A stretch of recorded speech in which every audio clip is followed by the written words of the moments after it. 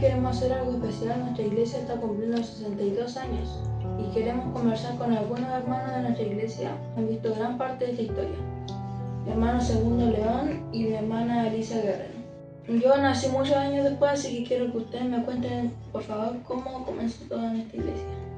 Para comenzar desde el principio y entender mejor la historia, ¿qué año llegaron ustedes a la iglesia y cuántos hermanos eran en ese tiempo? Por ejemplo, yo llegué en el 87 y sí, no recuerdo exactamente cuánto, pero habían varios, muchos. Yo creo unos 70 o así. Yo recuerdo cuando llegué por estos lados, yo era un niño. Yo creo que debía haber tenido más o menos unos 12 años. En aquel entonces se cogían a los embajadores y de ahí sí yo deduzco que yo llegué en mi niñez y nos reuníamos en la parte del fondo, en una ramada. Había una congregación bien especial, bien buena. No éramos muchos ni éramos pocos, a pesar de que yo siendo niño no analizaba eso, pero había un buen grupo de hermanos. En cada iglesia hay personas que Dios usa para guiar y enseñar. ¿Y qué pastores o líderes recuerdan en los primeros años? Yo creo que para mí, el pastor de los pastores, el generador de todo esto, aquel hombre de calle, aquel hombre de cárcel, aquel hombre de barrio, Luis Ramírez.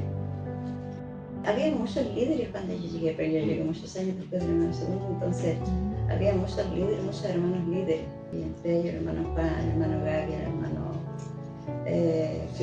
Silva, que era uno de los líderes, pero había muchos más que no recuerdo, y la hermana Lidia, Teresa. Juan, la hermana Teresa, la hermana Pina, y la hermana Sonia, el hermano Wilson, No, muchos, no se olvide de la familia Alcántara. La familia Alcántara, yo poco la conocí porque ya casi mañana, pero cuando yo llegué. ¿Ya? Pero se hablaba mucho en esos días de la familia Alcántara, era como de nombre. Y fueron tiempos lindos. No se olvide del gran diácono que teníamos, Gerardo Garia. Sí, el hermano Gaby. Tremendas personas, tremendas personas. Había muy buenos líderes responsables, y se les instaba mucho al horario de llegada. Había un pastor el hermano que no llegaba a tiempo a la alabanza, no podía estar. La iglesia siempre ha tenido la misión de compartir el evangelio con una persona que no conozca.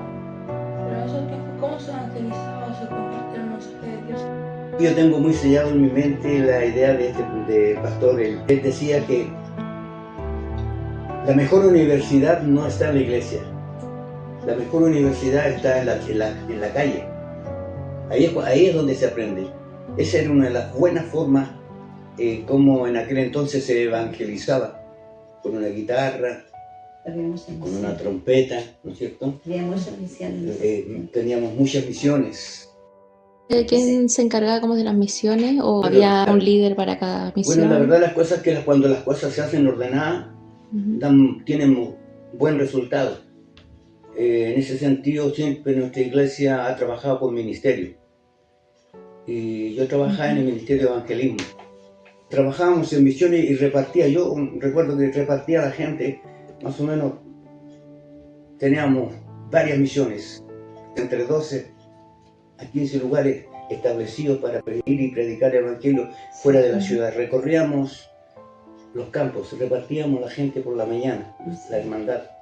Ustedes se van para este sector, ustedes se van a ese sector, usted se va a este sector y ustedes, hacíamos con buena asistencia y buenos hermanos.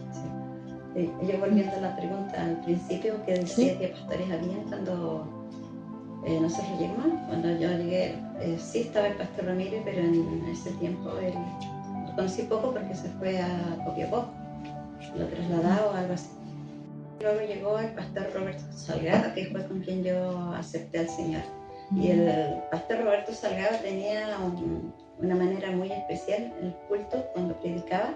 Preguntaba a la iglesia si habíamos entendido el mensaje y si alguno quería aceptar a Cristo, que levantara la mano. Fue ahí donde yo automáticamente levanté mi mano. Y es muy bueno eso de preguntar, porque a veces vienen nuevos creyentes y se van, y muchas veces tendrán ese deseo de aceptar al Señor, es bueno que se haga, y se hacía en ese tiempo. En esa oportunidad usted fue una de esas personas. Tenía el pastor Salgado. El pastor Salgado era una excelencia, pues, Una excelencia. Fui bautizada por él. en la música. Y lo más que nosotros estábamos muy ricos, estábamos recién empezando, entonces muchas veces no veníamos, ya sea porque los niños estaban chicos, qué sé yo. Y lo primero que hacía era llegar el día lunes a primera hora, a las 9 de la mañana, cuando estábamos tomando desayuno. Llegaba, ay, hermano, ¿y qué le pasó ayer? Se perdió una tremenda bendición, decía. Entonces, ya el domingo siguiente, como éramos, me decía, ya, niña, levántese porque tenemos que ir, si no el pastor va a estar a las 9 de la mañana aquí.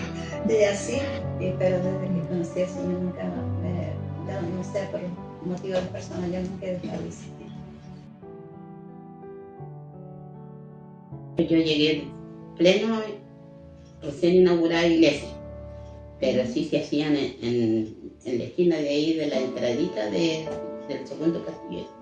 Había una casa vieja, esa yo la conocí, y ahí así se reunían el pastor con los hermanos primero, y en eso cuando se terminó el templo se pasaron al templo. Yo llegué al templo, pero justo recién entre los inicios del templo. El primer pastor de la iglesia es el pastor Luis Ramírez. Y de ahí después, cuando el pastor Luis Ramírez decidió irse a Copiapó, con el tiempo empezaron a quedar hermanos encargados. En esos tiempos, el hermano Juan Ramírez, el hermano Pablo Olivares, encargados, y después de ahí vienen recién busca de pastores. Pero pasaba un tiempo sin pastor la iglesia. Pero los hermanos la llevaban bien, igual que un pastor. Como lo dice nuestra hermana Nelly. Nuestra hermana Nelly, bueno, siempre hablamos del pastor Luis Ramírez, que fue el generador de todo esto, y después de eso, bueno, siempre su hijo Juan Ramírez siempre lo acompañó. Y él asesoró mucho en el trabajo del ministerio. De ahí la iglesia se caracterizó mucho en aquel entonces por trabajar con encargados. Nuestra hermana Nelly dice, el hermano Juan, sí, fue un excelente hermano. Pablo Olivares, que hoy en día él es un pastor, y también un encargado, ¿ya? Víctor Villaverde, un hombre de fuerza, un hombre de trompeta, un hombre también lo tengo anotado aquí. un hombre evangelista que incitaba a la membresía, a evangelizar. Pastores Salgado, vino un pastor del sur, Fernández, Schultz también, de por allá lejos también, era muy simple, muy sencillo, y después ya por situaciones adversas tuvo que salir, y de ahí ya más o menos había algunos encargados, ¿ya? La verdad las cosas es que yo también tuve la ocasión y la oportunidad de trabajar como encargado, y tuve más o menos como 6 años, y hasta el día de hoy estoy conforme con haber hecho lo que en aquel entonces se hizo. Sí.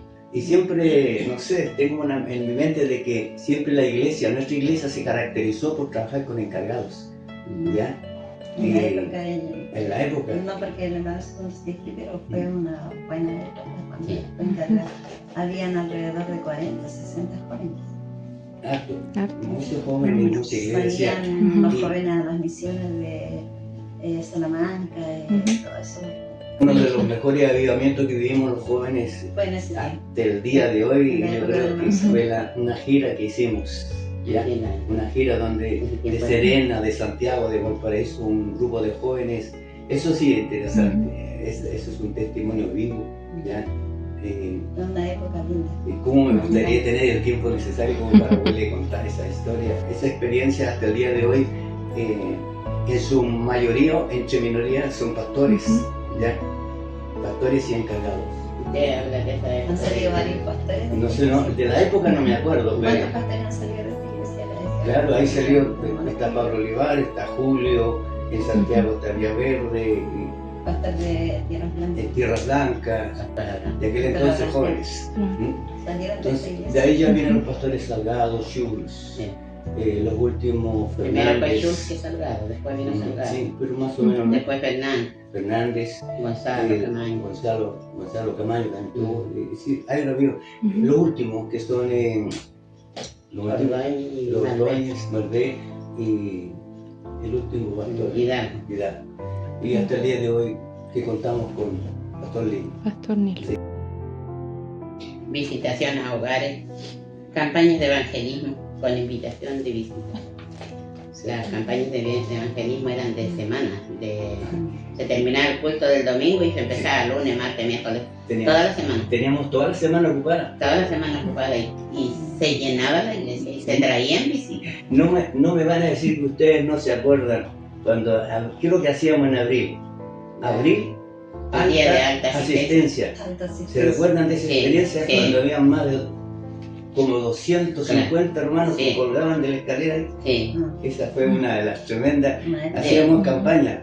Nosotros como Unión Femenil hacíamos la visitación al hogar de la embarazada rural en Sotaquí, trabajábamos con los niños en Sotaquí, se trabajaba en el hogar de ancianos, el hogar de menores. Esa es más reciente a estos últimos En medios los años. últimos años después que yo llegué, pero ellos están antes. Claro. Trabajar en la cárcel. Mi hermano Juan Ramírez trabajó muchos años en la cárcel y yo tuve la ocasión y la oportunidad de acompañarlo a él a trabajar en la cárcel. Y nos encerrábamos ahí con 50, al mínimo 53 reos y le predicábamos el evangelio. Sabemos que toda la iglesia enfrenta desafíos mientras crece. ¿Qué dificultades o desafíos tuvo la iglesia en los primeros años? Construir sala para los niños era lo primero, bueno, no solamente que llovía y no teníamos donde hacer la casa los niños. Las partes llenas de agua, de barro, de campo, con todos los pies embarrados, todo. Era la sala. Y para recibir hermanos de la iglesia, para recibir los niños, los jóvenes, los adolescentes. Este lado, todo esto era un galpón viejo, palos apolillados con unos de calamina, todo y de barro así, pero malo que al último ya después se dio miedo de seguir haciendo clases por la razón de que se podía caer encima de nosotros. ¿Se acuerdan un segundo que oramos acá? Sí. Y se empezó a hacer este trabajo. Y no había plata. No había, como siempre. Que los diezmos justos, que las ofrendas, que lo que quedaba, Y esto a mí me dejó una enseñanza de testimonio del Señor, lo que significa trabajar con el Señor. Pero dialogar con Dios directamente. Que en ese tiempo yo era la tesorera. Y yo es la honra y la gloria del Señor, que sé que el Señor me ayudó y me dio tanta sabiduría para llevar eso. Y me decía, empezamos con esta parte y así necesitamos unos 500, 600 mil pesos. Pero si los tengo con mano, decía, aquí están, toma, para que compre el material, lo que va a empezar y así lo hacían. Y ellos me reunieron con facturas, boletas, con todo eso. Y fue un periodo que se dio la mano del Señor. Bueno, cuando las cosas son difíciles es mucho mejor porque uno se preocupa por mejorarlas. Es verdad que no teníamos dónde reunirnos. Y así trabajamos, en esa forma, dificultades, pero teníamos la capacidad en el Señor para poder solucionar cada situación, cada problema que teníamos.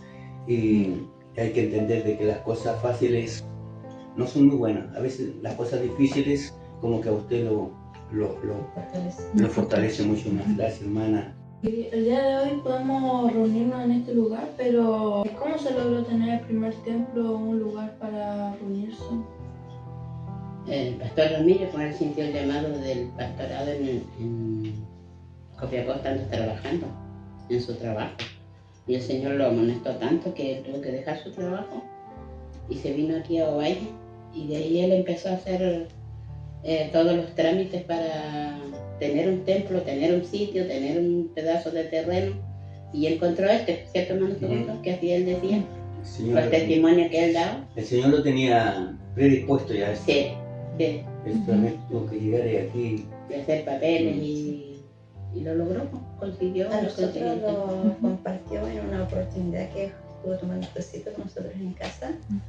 Y le hicimos esa pregunta, entonces él decía, con el esfuerzo de los hermanos.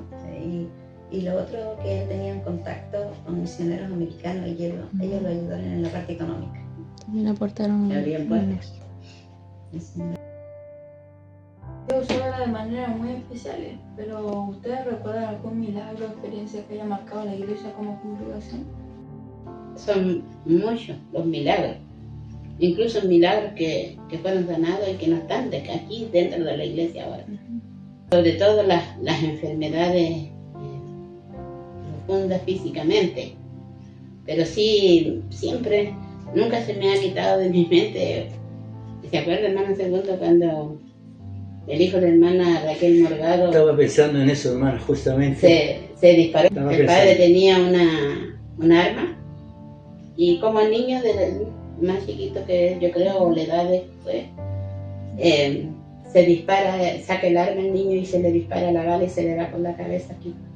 Y acá me imagino la hermana parece que estaba aquí en la iglesia. Y esa misma noche el niño Samuel fue trasladado a Santiago. Yo recuerdo, después de menos segundo, la iglesia se amaneció en oración. Sí. Los que pudieron quedarse, se quedaron y oraban y se clamaba por Samuel porque no se sabía si vivía ni con la bala en la cabeza. Y el Señor hizo el milagro en él que yo incluso le puse por aquí, vive, está viejito. Porque cuando lo veo, siempre digo, me acuerdo del testimonio del hermano. Bueno, milagros han habido muchos dentro de nuestra iglesia. Es importante que las iglesias sean de mucha oración, ¿ya? Y así Dios va a ir respondiendo peticiones. Éramos atrevidos también en aquel entonces. Nos aferramos mucho a la oración y creíamos que el Señor nos podía entregar milagros de fe. Soy testigo de muchas cosas en el Señor, de muchos milagros. Seguramente había himnos o coros que todos conocían. ¿Qué himnos o coros se cantaban más en ese tiempo? Acerca del poder de Dios. Vamos cantando, sintiendo el poder. La mayoría de las alabanzas eran de júbilo y terminábamos en júbilo. Los himnos también son muy solemnes, muy buenos. Hay himnos que nos ayudan a animarnos, avívanos, Señor, sintamos de Cristo el poder. Lo bueno es que permanecemos con los himnos y eso no tiene que perderse. El himno no tiene que perderse. La alabanza tampoco, pero yo peleo la batalla por los himnos. Te vengo a decir, oh mi Salvador, Cristo ha tomado mi vida, Claro. el amor de Dios. Hay muchos. Yo tengo carpetas de coros antiguos. Ahí están durmiendo, ahí están. Ahí están quietos. Incluso hermanos que han partido la presencia del Señor Claro. me han dejado carpetas. Tengo la carpeta del hermano Raúl Pascual. Imagínense, Sí, hermano. Un cuadernillo lleno. Que yo me acuerdo de él cuando íbamos a atender la misión no del Romero, de acá de la hermana Norfa. Allá llegábamos al altar, Ya. subíamos todos a un vehículo, amarrados, nos llevaba para allá y llegábamos allá donde la hermana Norfa cuando sus chicos estaban pequeños y todo aquello, y ahí celebramos las misiones. Y el himno, casi como himno lema, era el número 1, ¿te acuerdas? Santo, santo, santo. Santo, Entonces santo. ese himno lo cantaba el hermano Mario Silva. Cada vez que iba a dirigir el hermano Mario Silva, ya decíamos nosotros, Parece. está cayendo que vamos a cantar el himno Todos número 1, años. santo, santo, santo. ¿Qué ha significado la iglesia para usted y para su familia? La iglesia para mí es la casa de Dios, donde le adoro, aprendo, comparto. En mi familia se respeta la casa de Dios y compartimos con la familia cristiana, aunque sea un saludo. Para mí significa mucho la iglesia, amados, porque recuerden que yo llegué muy temprano, mínimo 12 años cuando era embajador, y mi casa no era mi casa. Esto es parte de mi testimonio porque yo casi no me crié en la casa, yo fui más de la calle. Para mí la iglesia fue una casa donde encontré una nueva familia, donde me sentí valorizado, porque yo no tenía valor como persona y nada. Me sentí valorizado por mis maestros chilinos y tengo gratos recuerdos de ellos, porque desde aquel entonces hasta este momento yo siempre he sentido el amparo y el cuidado y la protección de la iglesia. Y cuando se habla de iglesia, se habla de hermandad. A veces la iglesia también es un apoyo en momentos difíciles. ¿Hay algún momento de su vida donde la iglesia haya sido un apoyo muy especial para ustedes? Para mí sí. ¿Y para usted, hermana Nelly? También. Sí. En los momentos difíciles, la oración, la visitación al hogar. Habían hermanos que me visitaban. Sí sabemos que los primeros pasos son difíciles, incluso en formar familia, en formar un hogar. Pero ahí, aunque fueran un rinconcito, los hermanos llegaban a visitarnos. En momentos de pérdida de familiares, aporte económico para esos momentos. Las 2 veces que he tenido pérdida de mi familia, la iglesia ha estado, me ha visitado y han estado. Y eso a uno le reconforta la gran familia cristiana que uno puede decir el apoyo. Y como le digo, en mis momentos de juventud, cuando estaba recién iniciando mi familia, vivía en un sector ahí arribita, pero ahí llegaban mis hermanos a visitarnos. Y el apoyo en momentos difíciles. Bueno, una de las cosas que debe caracterizar a la iglesia es que tenga que apoyar a los suyos en los momentos difíciles. Cuando llegamos con problemas.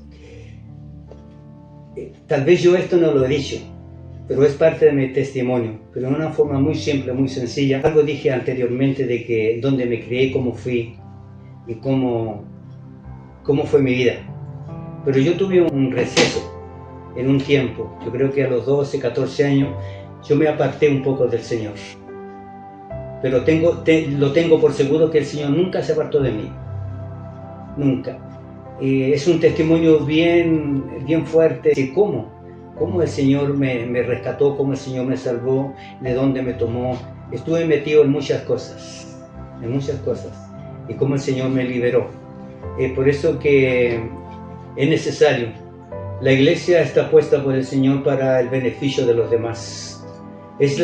Permítame decirle que la iglesia es la única institución que está puesta por el Señor para el beneficio de los demás. Y yo doy gracias a Dios porque la iglesia hubo un momento muy difícil para mí, muy difícil, que también requiere tiempo, que es muy difícil, que fue la liberación, la sanidad que hubo en mi esposa Mónica. Porque ella sufrió un golpe en su cabeza y se dio un golpe y se le hizo una forma, no sangró y se le formó un coágulo y en un momento determinado explotó su cerebro. Entonces eso significaba que ella iba a quedar parapléjica o simplemente moría. Cuando mi hija trabaja en medicina, me dijo: papá, mañana no amanece. Uno a veces necesita tiempo para contar las cosas. Y resulta que ella me dice, teniendo conocimiento ella de médico, trabaja en medicina, me dice: papá, mañana la mamá no está. Lo único que le respondí, yo le dije: hija, yo sé en qué manos está. Y hasta el día de hoy ella permanece. Lógico que tiene sus secuelas. Falta mucho que decir acerca de esto, pero la iglesia me apoyó en oración, en fortalecimiento. Y yo doy gracias a Dios por pertenecer a la iglesia, la cual siempre nos apoyaremos los unos con los otros. Como representante de una generación más joven, ¿qué consejo espiritual le gustaría dejarle a mi generación? Nunca apartarse de las cosas de Dios. Lo demás, todo viene por añadidura. Tú eres fiel, el Señor también es fiel. Nunca olvides que Dios te ama. Que no se aparten del Señor, porque lo mejor que podemos hacer en nuestra vida es tener un encuentro con el Señor y ser perseverante en todo el sentido de la palabra, dentro de tiempo y fuera de tiempo. Perseverancia. Para finalizar, una pregunta cortita. Si hoy pudieran hablar con los hermanos que comenzaron esta iglesia con ustedes y que ya no están con nosotros, ¿qué les dirían? cuánto le amamos por ser tan fraternales con nosotros. Yo los felicitaría por tener esta gran iniciativa para desarrollar lo que es la obra de Dios en comunión con toda la hermandad que ha pasado año tras año por la iglesia. Muchas gracias, mi hermano, por compartir su recuerdo y su historia. Gracias por haber permanecido fieles todos estos años y por ayudarnos a conocer la historia de nuestra iglesia.